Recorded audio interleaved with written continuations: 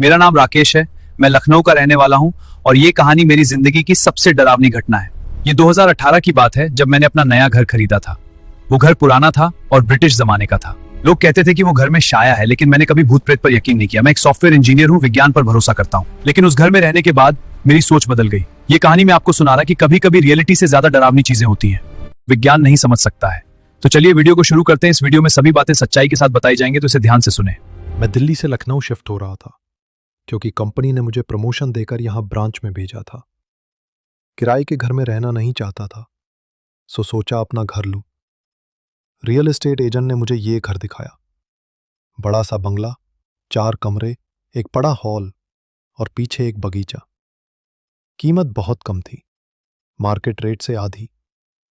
मैंने पूछा क्यों, तो एजेंट हंसकर बोला, सर लोग कहते हैं यहां रात में अजीब आवाजें आती हैं, लेकिन मैं तो कहता हूं ये सब अफवाहें हैं। मैंने हंस दिया, अफवाहों पर कौन यकीन करता है। मैंने घर खरीद लिया। पहली रात मैं थका हुआ था पैकिंग से। घर में अभी फर्नीचर नहीं आया था, सो मैट्रेस पर सोया। रात के करीब 2 बजे मुझे लगा कोई मेरे कमरे में है।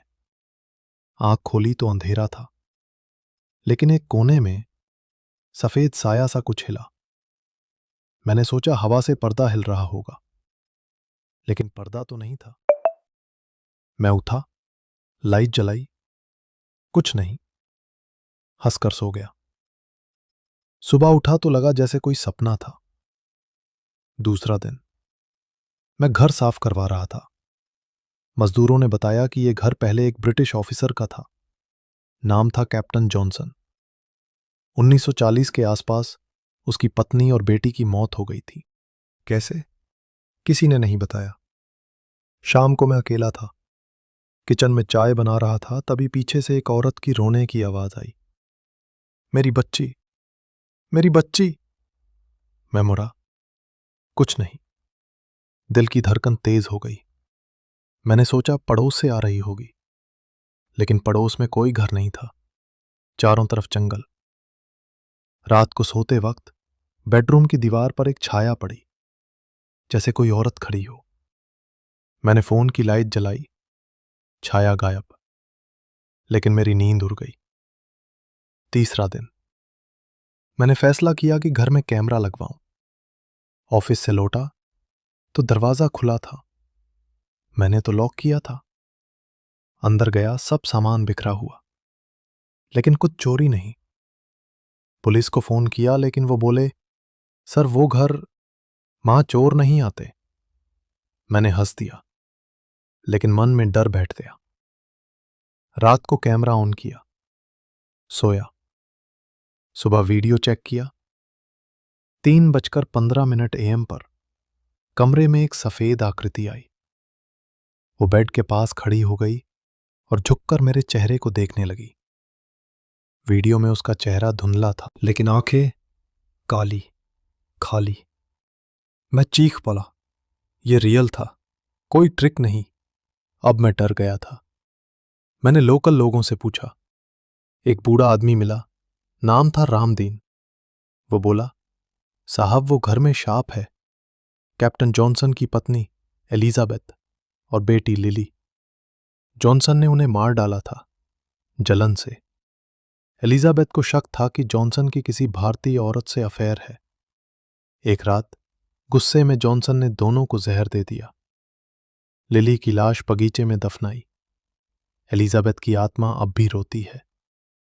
मैंने यकीन नहीं किया, लेकिन मन में शक था। मैंने बगीचे में खुदाई की। वहां एक छोटी कब्र मिली, पुरानी हड्डियां। पुलिस आई, जांच हुई। हड्डियां 80 साल पुरानी थी, लेकिन कोई केस नहीं बना, क्योंकि पुरानी बात। अब घटनाएं बढ़ गई।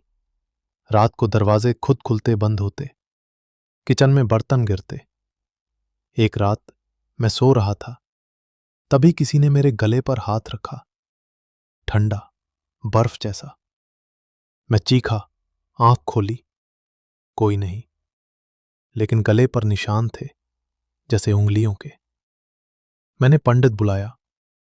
पंडित ने पूजा की, लेकिन वो खुद डर गया। बोला, ये आत्मा बहुत ताकतवर है, इसे शांति नहीं मिली।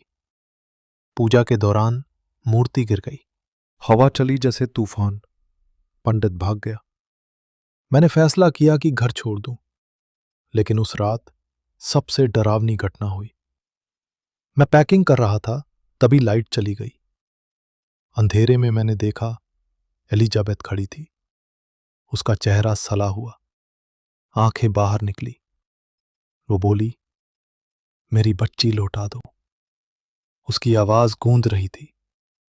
मैं भागा, लेकिन दरवाजा बंद। वो पास आई, उसके हाथ मेरी तरफ बढ़े। मैंने प्रार्थना की, आकृति आई, लिली। वो मां से बोली, मम्मी चलो।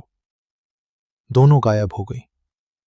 लाइट आई, मैं बेहोश हो गया। सुबह मैं घर से भागा, कभी वापस नहीं गया। अब वो घर खाली है। लोग कहते हैं रात में अभी भी रोने की आवाज आती है। ये मेरी रियल स्टोरी है। यकीन करो या ना करो, लेकिन कभी पुराने घर में अकेले मत रहना।